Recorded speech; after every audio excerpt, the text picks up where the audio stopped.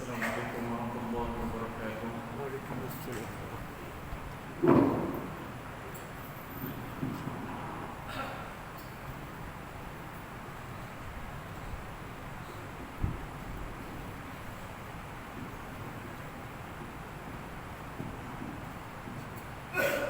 بسم الله الرحمن الرحيم. الحمد لله رب العالمين، نحمده ونستعينه ونستغفره ونعوذ بالله من شرور أنفسنا ومن سيئات أعمالنا. من يهده الله فلا مضل له ومن يضلل فلا هادي له. أشهد أن لا إله إلا الله وحده لا شريك له وأشهد أن محمدا عبده ورسوله. اللهم صل وسلم وبارك على سيدنا محمد وعلى آله وأصحابه أجمعين. Alhamdulillah, mari sama-sama kita panjatkan syukur kita kepada Allah SWT kerana kita diberikan peluang dan peluang dari Allah SWT untuk hadir di rumah Allah yang mulia ini pada pagi 8 Syawal ini. Semoga Allah SWT memberkati pertemuan kita pada pagi ini, insya-Allah. Baik, pada pagi yang mulia ini saya mulakan dengan hadis Nabi Muhammad sallallahu alaihi wasallam berkaitan dengan perkara syukur. An Abi Hurairah radhiyallahu anhu qala qala Nabi sallallahu alaihi wasallam unzuru ila man huwa asfala minkum wa la tanzuru ila man huwa fawqakum fa huwa ajdaru an la tazdaru ni'matallahi 'alaykum. Rawahul Bukhari, nombor hadis 6125. Daripada Abi Hurairah radhiyallahu anhu berkata bahawa Nabi Muhammad sallallahu alaihi wasallam pernah bersabda, "Unzuru ila man huwa asfala minkum." Lihatlah, tengoklah, perhatilah orang-orang yang di bawah daripada kamu. Maksudnya Nabi Muhammad sallallahu alaihi wasallam suruh kita tengok orang yang kurang pada kita. Nabi anjurkan kepada kita, kalau kita ni nak bersyukur kepada Allah Subhanahu Wa Taala, di antara salah satu cara kita nak bersyukur, kita jangan kita hendaklah menengok kepada orang yang lebih bawah daripada kita. Kalau seandainya kita berharta, kita nak bersyukur dengan harta yang kita ada, kita kena tengok orang yang tak ada harta. Kalau kita ada makanan yang lebih sedikit, ya, kita nak bersyukur dengan makanan yang kita ada tersebut, kita kena tengok orang yang tiada makanan. Kalau kita boleh raya hari itu, ada juadah yang berlebih-lebih, yang lemah, ketupat, semua segala macam, kita kena tengok rumah yang orang kita pergi rumah saudara kita tu yang tidak ada apa-apanya, hanya biskut sahaja. Ya, kalau kita nak bersyukur, kita kena tengok macam tu. Kalau seandainya Allah SWT berikan kita pangkat, darjat, kekuasaan dan sebagainya, kita memiliki segala-galanya, kita kena tengok orang yang tidak ada pangkat langsung pun, tidak ada jawatan langsung pun. Kalau seandainya kita bergaji besar, banyak gaji kita, beribu-ribu, berpuluh-puluh ribu, pendapatan kita berniaga banyak, berpuluh-puluh ribu, malah sampai juta. Nak bersyukur dengan apa yang Allah SWT beri itu, Nabi anjurkan kepada kita, kamu kena tengok orang yang lebih bawah daripada kamu, orang yang tidak memiliki apa-apa, barulah kita akan dapat syukur tersebut. Barulah kita akan menginsafi diri kita bahawa hanya pinjaman sementara sahaja nikmat yang Allah SWT berikan kepada aku. Begitu juga dengan nikmat kesihatan pun sama juga. Kalau kita seandainya sihat, tubuh badan kita, jangan menyombongkan diri. Jangan kita kata, tengok, badan aku sihat, tak pernah sakit pun.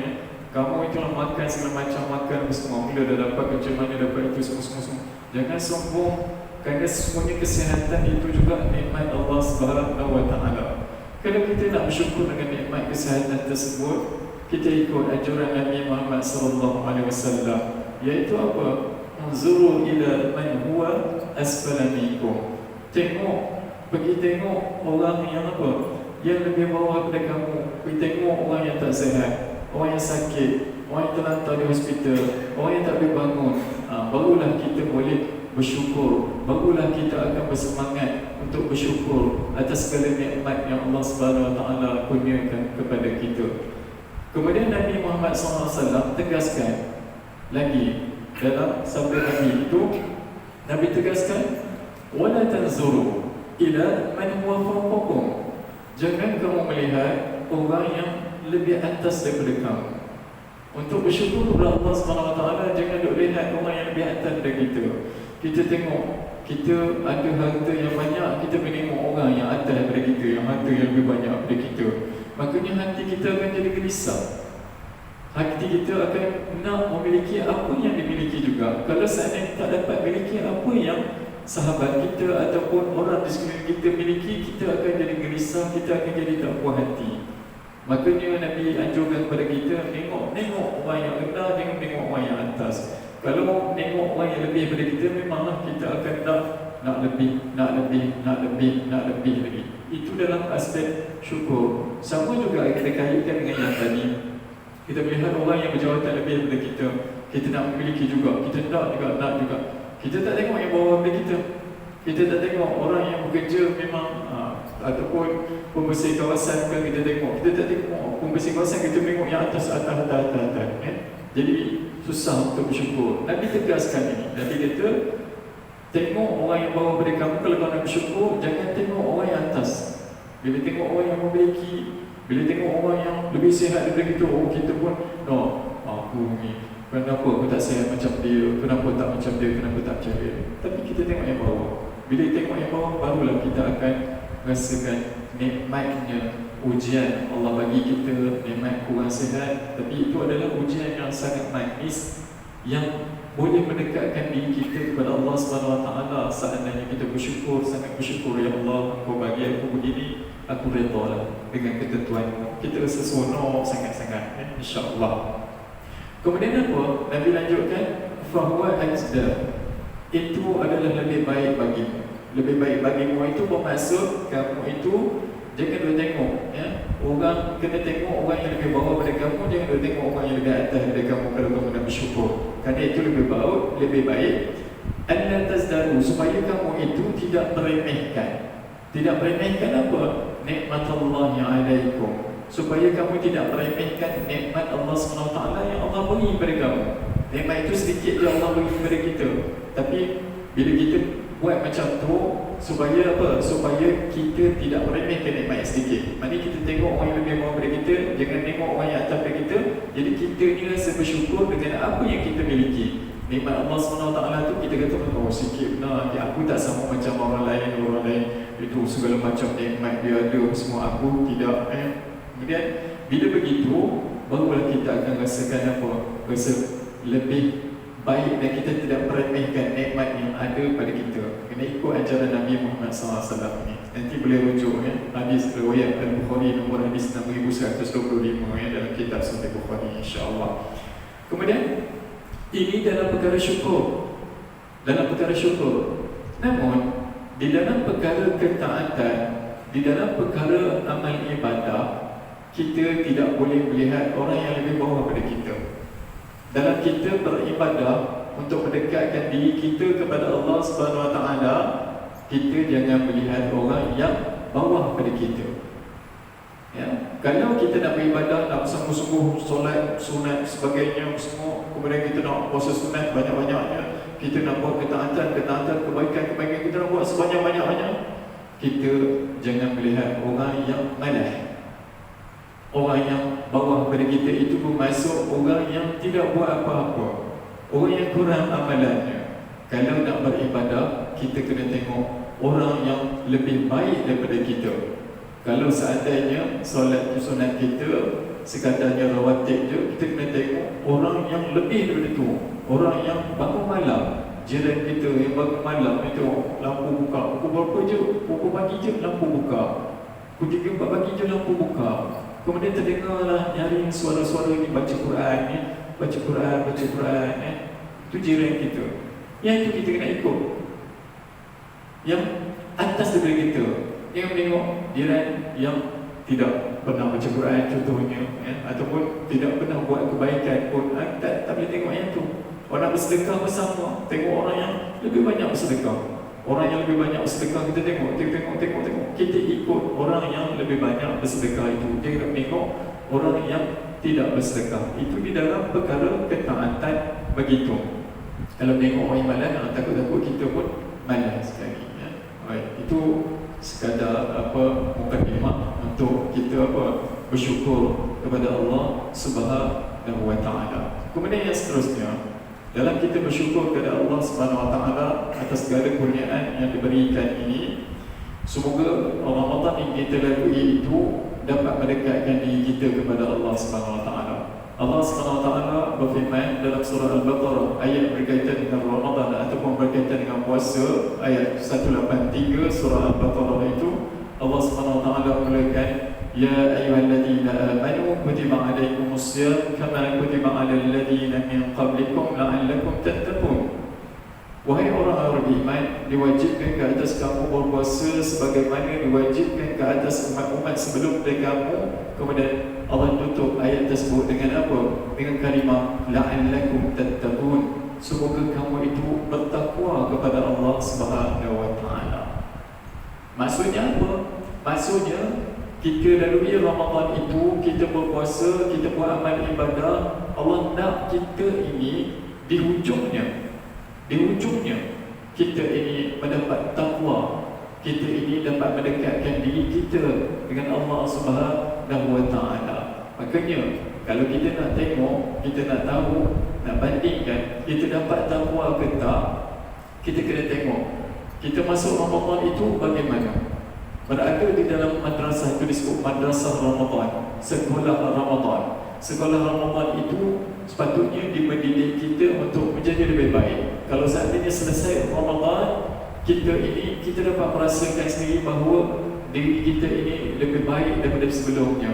Diri kita ini, kita buat amal ibadah semakin meningkat, atau setidak-tidaknya dapat mengekalkan dengan ibadah-ibadah yang memang biasa kita lakukan. Itulah tanda kita mendapat takwa kepada Allah Subhanahu wa taala. Itulah tanda kita ni dekat dengan Allah Subhanahu wa taala. Kita boleh tengoklah diri kita masing-masing, ya. Kalau seandainya Ramadan kita suka bersedekah, keluar dari bulan Ramadan masuk Syawal, kita masih lagi tetap teguh pendirian kita untuk bersedekah. Itulah tanda kita mendapat takwa yang disebutkan oleh Allah Subhanahu wa taala, la'allakum tattaqun. Semoga kamu itu bertakwa kepada Allah Subhanahu wa taala. Dalam bulan Ramadan kita puasa solat sunat, ya. Puasa kita solat sunat tarawih.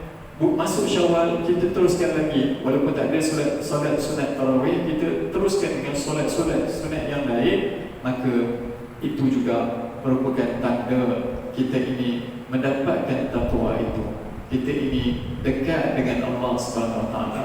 Allah Subhanahu wa taala pilih kita masuk dalam madrasah Ramadan. Allah keluarkan dari madrasah Ramadan tersebut, Allah jadikan kita insan yang bertakwa kepada Allah Subhanahu wa taala.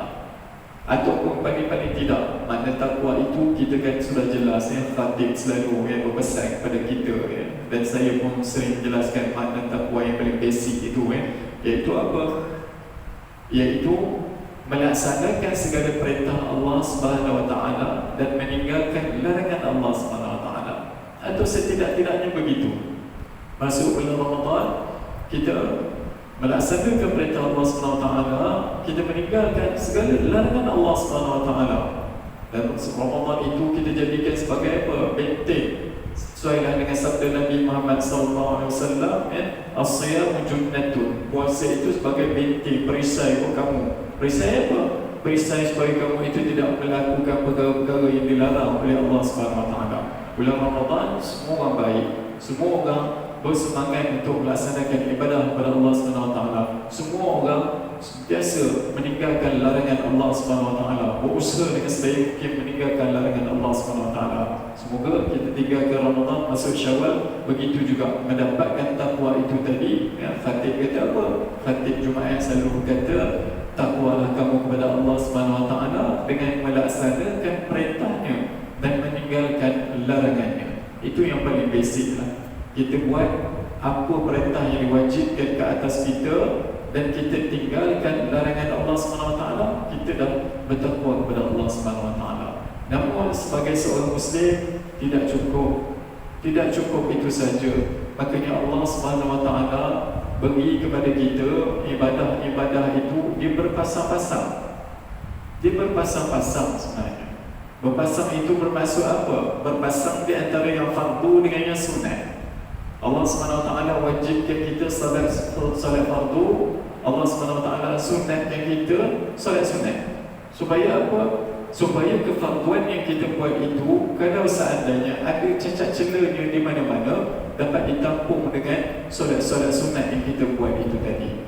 Solat, namun dalam masa zaman kurang khusyuk sebagai contoh, maka kurang khusyuk itu kita tampung dengan solat-solat sunat kita, solat duha, solat tahajud, solat-solat yang lain. Maka insya-Allah Allah SWT akan tampung solat fardu yang kurang di sana sini itu tadi. Kemudian puasa pun sama. Allah SWT wajibkan kita puasa Ramadan. Allah sayang kita, Allah kasih kita. Tak cukup ni puasa apa Ramadan, puasa wajib ni untuk hamba-Ku, kerana Allah SWT tahu kadang-kadang puasa hamba-Nya itu kurang di sana sini, cacat celah di sana sini. Maka Allah SWT perintahkan ataupun anjurkan oleh Nabi Muhammad SAW untuk puasa sunat.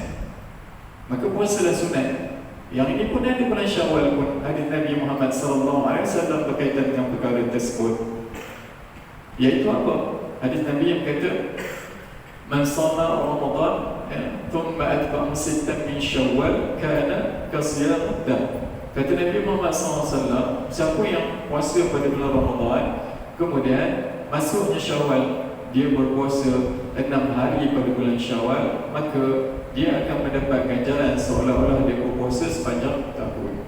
Maksudnya apa? Maksudnya Allah SWT sayang kepada kita, kasih kepada kita. Allah SWT sediakan puasa sunat supaya kita dapat menampung puasa wajib kita. Selain itu, puasa-puasa sunat itu yang lain pun boleh kita buat. Puasa hari Isnin, puasa hari Khamis dan sebagainya. Kerana Allah SWT Maha Pemurah, diberi pada kita, beri. Tampung puasa kamu, mana ada cacat celah, tampung. Yang lain bersama. Selain puasa, zakat diwajibkan ke atas kita. Namun Allah SWT dalam masa yang sama sayang, kasih kepada hamba-Nya. Takut zakat yang dikeluarkan itu tadi mungkin ada kekurangan di sana sini.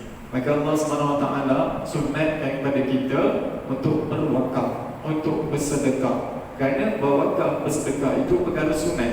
Kalau seandainya kita buat perkara-perkara sunat tersebut, maka dapat menampung zakat kita yang kita tak tahu, ya, mungkin zakat kita itu ada kekurangan di sana sini. Maka bersedekahlah, berwakaflah. Selagi orang menggunakan harta yang kita wakafkan itu, dapatlah pahala pada kita walaupun kita dah meninggal dunia. Kerana bila kita dah meninggal dunia, tak ada apa pun yang dapat menolong kita. Nabi Muhammad SAW pun pernah bersabda, idza mata ibnu adam inqata'a amaluhu illa min thalathin. Apabila matinya anak Adam itu, terputus segala amalan kecuali 3 je. Maknanya apa? Maknanya tak ada apa-apa lagi lah. Tak ada apa lagi pahala yang mengalir untuk kita, melainkan 3 perkara. Iaitu apa?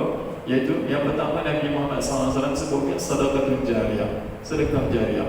Jariah itu bermaksud mengalir. Sedekah yang mengalir pahalanya untuk kita. Kita wakaf, wakaf kipas angin untuk masjid. Lagi mana kipas angin itu digunakan oleh jemaah sebagai contohnya, sampai kita meninggal dunia pun nanti pahalanya mengalir untuk kita. Itu dikatakan sedekah jariah ataupun wakaf itu tadi, ya. Kemudian apa? Kemudian wal ilmu yuntafa'u bih, ilmu yang bermanfaat. Ilmu yang bermanfaat itu ilmu yang kita pelajari dan ilmu yang kita amalkan. Ilmu yang manfaat, ilmu yang kita amalkan, itu yang dapat menolong kita, itu yang tak putus amalan. Dan kita sampaikan ilmu itu kepada orang lain, maka orang lain menggunakan ilmu yang kita sampaikan itu untuk kebaikan dunia akhirat, maka selagi itu berpahala untuk kita. Ajarkan anak-anak ilmu yang bermanfaat di rumah. Makanya ramai juga di kalangan ulama-ulama, mereka lebih senang mereka lebih suka bahawa anak-anak mereka itu dapat tahu membaca Al-Fatihah itu melalui mulut mereka, dapat baca Al-Quran itu melalui ajaran ibu bapa mereka sendiri. Kerana apa? Kerana seandainya anak itu dah dewasa ataupun tak dewasa pun dia solat, dibaca Al-Fatihah yang diajar oleh ibu dan oleh ayahnya itu, maka selagi itulah mengalir pahala untuk ibu dan ayah. Maka ajarkan yang baik-baik pada anak, ajar yang baik-baik pada anak cucu itu. Biarlah anak cucu kita itu melalui kita dapat baca Quran, melalui kita dapat solat, melalui kita ambil wuduk itu diajar, dibelajarnya melalui ayahnya. Maka selagi mana digunakan ilmu yang kita ajar itu, bermanfaatlah ilmu tersebut, mengalirlah pahala untuk kita. Dan kita pun tidaklah mengharapkan sangat semuanya sepenuhnya kepada guru di sekolah. Kalau nak mengharapkan 100% guru di sekolah, guru itu seorang dia mendidik anak dalam kelas itu sampai 40 orang, lebih, kadang-kadang lebih daripada itu. Jadi bila ramai, tidak boleh nak melihat seorang satu-satu anak-anak kita ambil wuduknya macam mana, bacaan Fatihahnya macam mana. Jadi kita di rumah kita sering dan kita tengok bacaan anak cucu kita, anak-anak saudara kita, supaya apa? Supaya kita nak pahala juga, mengalir pahala buat kita. Kalau seandainya kita meninggal dunia, mengalir lagi pahala itu buat kita, insya-Allah. Kemudian yang seterusnya, didiklah anak-anak untuk menjadi anak-anak yang soleh. Walaupun anak-anak itu sudah besar, maka seringlah tekankan bahawa ayah tidak ada apa-apa lagi. Selepas ayah meninggal dunia, setelah mak meninggal dunia, tak ada apa lagi harta yang mak ayah boleh bawa masuk dalam kubur. Melainkan apa? Melainkan anak yang soleh. Jadilah anak yang soleh, kerana mak ayah lepas ni tak tahu bila-bila pun akan pergi menemui Allah Subhanahu Wa Taala. Berdoalah untuk ibu dan ayah. Kemudian kalau seandainya anak tersebut mendoakan ibu dan ayahnya, mendoakan kita, itu yang disebutkan oleh Nabi Muhammad SAW. Perkara yang ketiga yang tidak terputus amalan ini ialah apa? Wa waladun salih yad'u lahu. Dan anak yang soleh yang sentiasa mendoakan kedua ibu bapanya. Jadi doalah kedua ibu bapa kita. Berbuat baik kepada ibu bapa kita itu, kalau seandainya dia masih ada, kita berbakti kepada kedua orang tua kita sesuailah dengan apa yang kita boleh berbakti kepada mereka. Namun seandainya kalau mereka sudah tidak ada lagi di dunia ini, ataupun kalau ada pun, kita boleh mendoakan mereka. Doa kepada kedua ibu bapa itu, ketika dia ada, kita doakan dia. Ketika dia tidak ada, kita doakan dia juga. Itulah anak yang soleh, itulah anak yang baik, anak yang sentiasa berbakti kepada kedua orang tuanya. Bila mak ayah kita dah meninggal, memang hanya inilah yang diperlukan, inilah yang ditunggu-tunggu oleh kedua ibu bapa. Dah meninggal kedua ibu bapa, dia tunggu apa? Doa dari anak yang soleh. Jadi yang buat baik pada ibu dan ayah, doa, sentiasa berdoa. Rabbi firli waliwalidayya warhamhuma kama rabbayani shaghira. Lebih kurang macam tu lah. Ataupun lain-lain doa pun tak ada masalah. Ya Allah Tuhanku, ampunilah dosaku, ampunilah dosa kedua ibu bapaku, kasihanilah kedua ibu bapaku sebagaimana mereka kasihkan aku sewaktu aku kecil. Kalau seandainya kita tidak ada rasa, mana tahu mak ayah kita dah meninggal lama dah, rasa tu mungkin agak kurang sikit. Nak datangkan rasa itu banyak. Allah SWT Allah SWT bagi kita ruang dan peluang untuk mengingat ibu dan ayah kita. Dulu masuk Ramadan, sama sepatutnya masuk Ramadan, kita ingat kembali, kenal kembali mak ayah kita macam mana dulu waktu kita berpuasa, diajarkan kita berpuasa, waktu nak berbuka macam mana dengan kedua ibu bapa kita, waktu kita bersahur macam mana ibu dan ayah kita kejutkan kita waktu kita nak sahur, nak bangun payah, ayah kejutkan juga, mak kejutkan juga, mak sediakan makan untuk sahur kita. Nak berbuka pula, mak tanya kita, kamu nak makan apa? Mak nak masakkan, dan duduklah bersama mak, ayah, adik-beradik semua, kita buka puasa. Patutnya kita ambil ruang peluang tersebut. Kita nak berbuka puasa itu, kita ingat mak ayah kita yang apa, yang sangat baik dengan kita, yang ajarkan kita berpuasa. Kita doakan mak ayah kita bulan Ramadan itu. Dan bulan Syawal ni pun sama, boleh kita teruskan lagi. Masuk Syawal, kita nak datangkan rasa kita itu apa, kasih sangat-sangat pada mak ayah kita, walaupun mak ayah dah tak ada. Masuk Syawal tu kita apa, kita kenal-kenal kembali jasa kedua ibu bapa kita masuk Syawal, sudah tentu ibu dan ayah kita akan cuba mencari pakaian yang baru untuk kita. Walaupun kita ni pun dah berumur dah sekarang ni, kita tak salah pun kita nak kenang-kenang kembali waktu kita susah-susah dulu.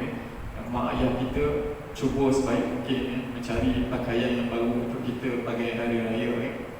Dan mak ayah kita itu kita tengok tidak bertukar baju pun kita tengok dia tidak bertukar baju pun, dia pakai baju yang lama dia. Tapi untuk anak-anaknya diusahakan juga mencari pakaian-pakaian yang baru. Apa salahnya bulan Syawal ini kita kenang-kenang kembali jasa kedua ibu bapa kita yang telah membesarkan kita, yang telah mendidik kita, yang telah mendidik kita itu menjadi orang yang berguna, menjadi orang yang apa? Yang taat kepada perintah Allah Subhanahu Wa Taala. Doakan. Semoga apa?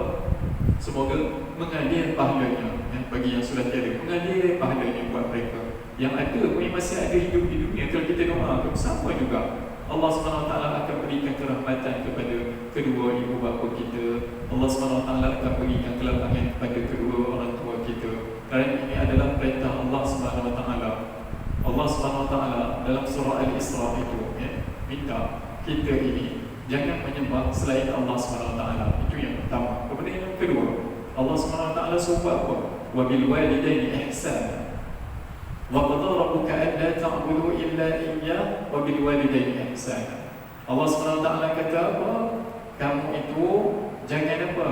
Jangan mensyirikkan Allah SWT, jangan menyembah selain Allah SWT. Kemudian wa bil walidaini ihsana. Kita ni hendaklah apa? Berbuat baik kepada kedua orang tua kita. Berbaktilah kepada kedua orang tua kita. Kalau seandainya orang tua kita masih ada, jumpalah walaupun dah lanjut usia, pergilah, jumpalah, santunilah kedua ibu bapa kita. Kalau seandainya mak ayah kita kadang-kadang tu dah berusia, dia lupa-lupa. Kalau lupa-lupa itu, kita sebenarnya kita kena letak ke tepi. Letaklah ke tepi diploma kita ke, ijazah kita ke, apa master ke, PhD ke, apa, tolak ke tepi. Berhadapan dengan ibu dan ayah kita, kita jangan bawa sekali ijazah kita, diploma kita, master kita, PhD kita dengan jawatan segala pangkat, jawatan kita pengarah ke apa semua, bawa sekali. Kalau kita bawa sekali depan mak ayah kita, kita akan rasa kita ni macam pandai. Kerana depan mak ayah kita, kita kena rasa macam bodoh. Kita nak bati pada orang tua, walaupun mereka dah tua, mereka kata benda tu yang tak logik pun, mereka kata oh gini, tak logik pun. Sebab dah berusia, kerana kurangnya dah semakin berkurang akal mereka, maka iyalah bodohkanlah diri kita depan mak ayah kita, tak salah pun dan tak ada apa-apa pun kesan pada kita pun. Buanglah, letak ke tepi pangkat Datuk dan Sri, Datuk Sri ke apa semua, letak ke tepi. Jumpa mak ayah, kita kena apa? Merendah diri sebagai orang biasa yang dulu tak tahu apa-apa, nak makan pun mak ayah yang apa ajarkan cara macam mana nak makan. Nak pergi bilik mandi, nak mandi pun mak ayah ajar cara macam mana nak makan. Nak sikat rambut pun mak ayah kita ajar cara macam mana nak sikat rambut. Nak pakai baju tak reti nak berbutang pun mak ayah kita yang ajar macam mana nak berbutang baju. Semuanya mak ayah kita ajar. Nak tekan Swiss lampu pun sama. Dulu kita pakai pelita, nak hidupkan pelita pun sama mak ayah kita ajarkan. Oh, hidup pelita macam ni.